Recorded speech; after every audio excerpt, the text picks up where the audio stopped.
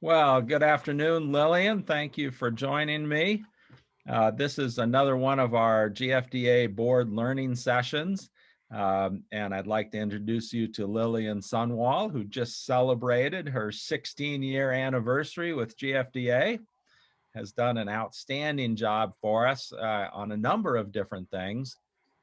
Lillian now has three primary roles. One is leading our Procurement Technical Assistance Center to help entrepreneurs and existing businesses to do government contracting or do more government contracting. We're going to talk about that in another session. Today, we're going to talk about the Brownfield program that Lillian manages, as well as the Great Falls Agritech Park. Lillian is also one of our grant specialists, so we bring her in on compliance to make sure whenever we're handling a grant project, that we're staying true to the spirit and letter of regulations managing that, overseeing that program. So a lot on your plate. You probably juggle more than most of our team members, Lillian. Yeah, I feel like I do sometimes. I keep having to take off one hat and put on the other one. So um, sometimes I get them confused, but Well, let's start out talking about the Brownfield program. It's one of my most favorite ones that we do. It was in a bit of disarray when I asked you to take it on. You didn't know anything about Brownfield. We had the loan fund for quite some time and had not made a single loan in it. And we were not doing assessments or offering hazardous materials assessments. And now you've built it up to a national model and won an award from the National Brownfield Conference. So I want to congratulate you on that. thank Why don't you. you start out and tell us a little bit about why we have a Brownfield program tied back to our mission? The Brownfield program gives us an opportunity to push projects along. And it is kind of like the seed money for, say, potential sites that maybe a business is looking to expand into. And, instead of building new, they are looking at existing building that they can redevelop for their use. But a lot of times these buildings and these sites come with, um, I wouldn't say issues, but complications. And so what we have these tools for is to move these projects along. We have funding that gives us an opportunity to assess these properties prior to the purchaser buying it so they know what they're getting into. And then once they have bought it, we can do assessment to test for hazardous and petroleum materials. And then we can also, if some do exist, we can move them into our cleanup arena. So we have several options to use to help a potential purchaser of a property. So we have a current assessment grant from EPA. It's our third one. So where location-wise can we provide assessments for? This one is the first time we've been able to go countywide. So all of Cascade County, any property within that jurisdiction, we are allowed to assess. So in between assessment grants or outside of Cascade County, I know you've been able to access either assessment grants that other organizations have or use a process to get EPA to do them themselves. You want to tell us about that? It's called TBA, or a targeted brownfield assessment. And how that works is, if we don't have a jurisdiction, say up in one of the other counties, but they do not have access to any additional funding, we can fill out an application on behalf of the either property owner or the potential purchaser and send it into EPA, and they can evaluate, and then they would come in and do the assessment with their contractor and then provide a report to the potential purchaser. So it would be all on their dime, and we can assist with getting that to happen. Excellent. So tell us a little bit about who we use to do these assessments when we're using our own funds and can control that. Well, at the beginning of every assessment grant that we receive, we go through a process of sending out requests for qualifications to environmental professionals who have the qualifications to do this type of work. And then we put them through an evaluation process to make sure they meet all the guidelines that EPA is looking for. A lot of different organizations will use just one QEP, but we have found that it is more valuable to have a pool, because if you get really, really busy, then you're putting projects on hold. So this way we would have access to more environmental professionals to keep projects moving along. So we have a pool instead of just one single QEP. And that allows us to pick amongst that pool for firms that have a particular expertise, but also to spread the wealth, if you will, amongst a number of firms, because we have some great ones here in town and elsewhere in Montana. Yeah, absolutely. Yes, some may be better at petroleum contamination and some are better at hazardous. And we also can do, within an assessment grant, we can do cleanup planning. That also qualifies. So once phase 2 is completed and they're looking at doing, potentially looking at cleaning up the site, we can help them with planning. Well, I know some of our assessments have been a simple phase 1, just as kind of a backup insurance before someone buys a commercial property, but others have been very extensive phase 2s. You want to tell us about one of those? Yes, we have one site that we actually have our office building on. It is the West Bank, and we did, yes, right behind Brett there. Uh, we did TBA, a targeted brownfield assessment on there, because at the time that they approached us, we did not have an assessment grant. So we applied for one, and then we received an assessment grant. And back in 2015, we were able to use funding for the phase 2 portion. And it ended up needing a lot more assessment than we thought. So we ended up doing a little more extensive than a normal phase 2, because not only was the petroleum contamination, but there was hazardous contamination also. So once that was done, we were able to move them into the cleanup phase, and we provided them with a bridge loan for cleanup so that they could keep things moving along at the site. So let's turn to the loan fund side of this, because we also have an EPA Brownfield loan fund, one of the largest in the EPA Denver region, that we've been able to secure supplemental funding for on a regular basis. What's the goal of that loan fund? The goal of the loan fund is, because we have the assessment tool, we want an option for people to say, well, now that you know there's contamination, how do you deal with that? We can provide them with low interest funding to actually clean up the hazardous materials, because a lot of times banks are risk averse and they do not want to loan on this type of project. So we provide those funds.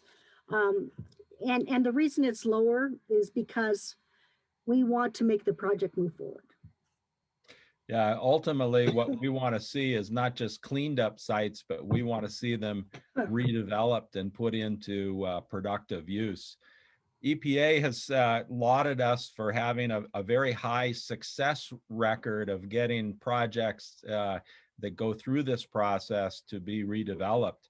You want to tell us a little bit about some of the different projects that have been fully redeveloped?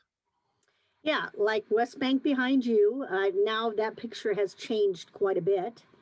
The Arvon Block Hotel and Pub Restaurant, we provided not only assessment funding, but a low interest loan. And they are redeveloped and going gangbusters. Easter Seals Goodwill was one of our largest ones. We took, they had 6 different areas that they had their services in, and were able to consolidate them into 2. And we provided funding for those, and they have been very successful because they are a regional office of Easter seals. So they're doing very well with, and that was a little bit of seed money we gave on the front end to help them continue to build and grow the Easter seals business. Now, you mentioned that the low interest feature of those loans to facilitate redevelopment projects. We also can take second, third, fourth, fifth position. EPA is less concerned about the collateral position than they are about seeing the project successfully redeveloped. Yeah. You mentioned Easter Seals Goodwill. In some cases, with our board's approval and EPA's approval, we can give grants rather than loans to nonprofit organizations and public entities. You want to give us some more examples in addition to Easter Seals Goodwill? Yes, we helped with the Center for Mental Health. We assisted the Great Falls Food Bank. We also helped the YWCA. And we've got 4 in the pipeline right now. So, Yeah, that we're announcing this week. yes. Yeah. Right. And one of the really cool things is our very, very first Brownfields loan that we did to get a business started in downtown Great Falls is now going to be opening their 3rd site. And so we are pretty excited about that because of their success. They've been able to grow, and now they're expanding again. So that would be True Brew, and they are working on their 3rd site now. Yeah, well, and it's interesting that so their first site was an old gas station property at the intersection of Central Ave and 9th Street downtown. And that had sat abandoned for quite some time because of the contamination. And now their 3rd location in town is going to be with the Independence Bank project that is also a brownfield site that we've put considerable efforts in on the assessment side. Yes. Yep. So, excellent. Great. Yep. Well, let's switch over to the Great Falls Agritech Park, which is the heavy rail industrial park that we're the developers of. And I'll give a little introduction. We are reluctant developers. We tried for years to get the private sector or the city or county to undertake the need for a rail industrial park. It was actually driven by the West Bank landing site right behind me. Montana Specialty Mills was located here on the river in an old industrial area. And their site had been contaminated by the county property. The county had owned most of what's now West Bank Landing. They had bought that for county shops, I believe, after World War II. But it had been a refinery in the 1930s, and that's where most of the contamination came from. But Montana Specialty Mills needed to relocate, and we could not find a single 10 to 20 acre site with daily rail service and appropriate zoning anywhere in the county or really the Golden Triangle. I remember Steve Chambers, who was then president of the company, came into my office my first week at GFDA when Lillian was there and said, I'm looking for a site. And I just said, oh, sure. You know, Great Falls is an old industrial city. I'll put together a list of sites and we'll get together next week and go and look at them. And he said, no, you don't understand. There isn't a site. And I kind of said, well, you know, I'm good at this. I've been doing this for a long time. I'll find sites. And Steve and I, with a lot of help from the community, we looked for several years. Yeah. And we couldn't find anything. Anyway, we ended up with no money and no land putting together the park. And Lillian, you've been involved from day one in taking some grants that our congressional delegation had gotten us to start bringing water and sewer over towards the park. So that's a bit of history. Why don't you tell us a little bit about what your role is now? Well, like Brett said, we started with a task force and now we have a park. And that may seem, easy, but it was not.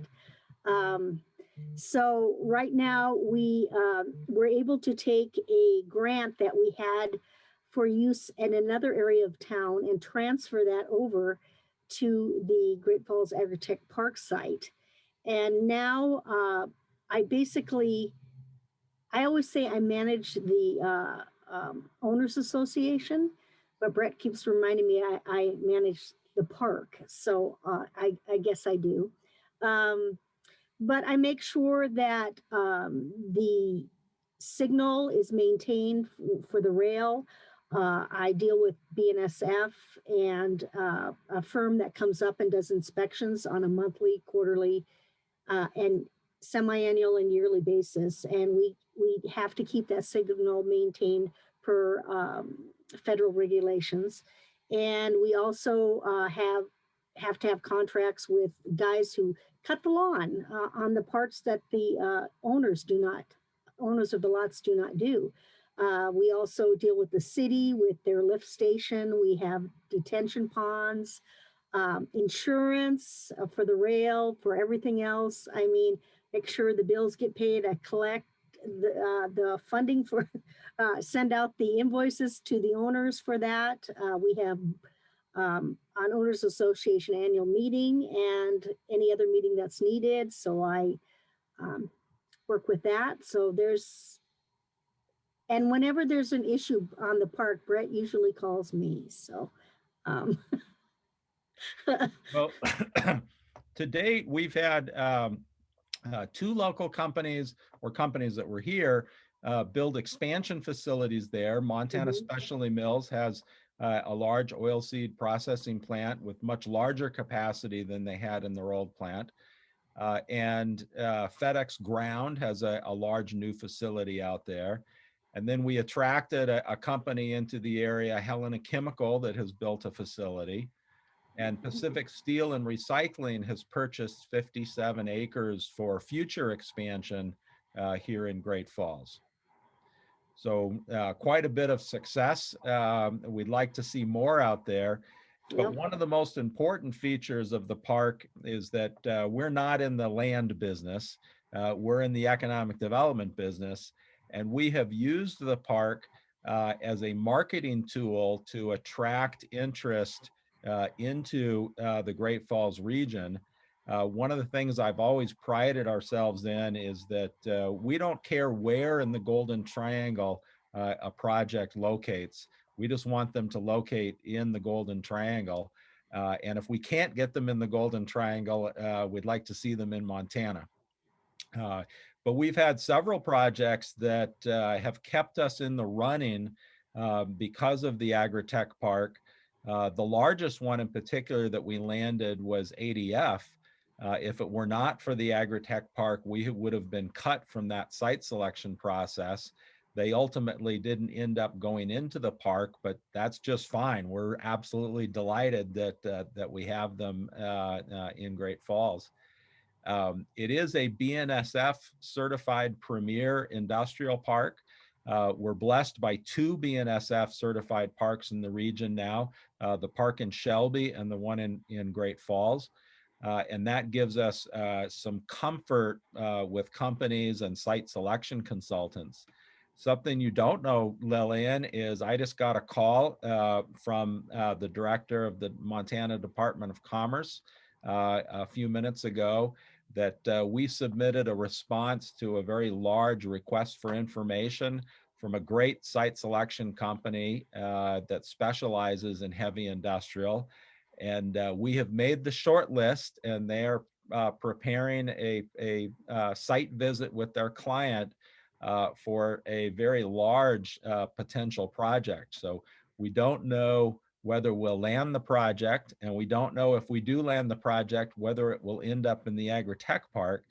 But that's the whole idea of having shovel-ready sites, is that it keeps us in the running. And in site selection, it's all about winnowing down the list. So a site selection consultant may start with several hundred potential communities, and they're only going to recommend 3 to 6 to their client, and they probably will only go visit 3 or 4. That's So awesome. staying in the running is fantastic. Well, thank you for your work on the Agritech Park, in addition to all of your other duties. We hope we're in a position to expand the park, but that'll really be based on demand from companies. Yep. Yeah. Well, But we're ready if they're whenever they are. So you're keeping the tenants out there happy, which is that we always want happy yes. customers. I do want Yes. to mention that the only way we were able to make the park come together is that we're under an option agreement with the Loy Family Trust. So we never actually take title to any of the property. We just exercise that option and assign it to a business that is looking to buy a lot. We've done it completely open book. Eventually, we would like to break even on the park, but this isn't a fee generating type thing. Again, we're not developers. We're just trying to facilitate private investment into the region, whether it be for existing businesses that need a site to expand, or a business that we're trying to attract into the region. We had another local company that I can't yet disclose, but when they were looking to lease a building in Cascade County 4 years ago, they said, well, we'll lease and this was a company that was expanding from elsewhere. We'll lease a facility, but we want to know that we've got a long-term place to build a new facility. So we had a handshake agreement on a particular lot in the Agritech Park. They just this year found a site that will work for them elsewhere in Cascade County, which is fantastic, to build their new facility. And we're doing brownfield assessments for them on that site, just so that they can have that insurance before they buy those properties. So once again, the Agritech Park has served its purpose of making our market more competitive and attracting investment.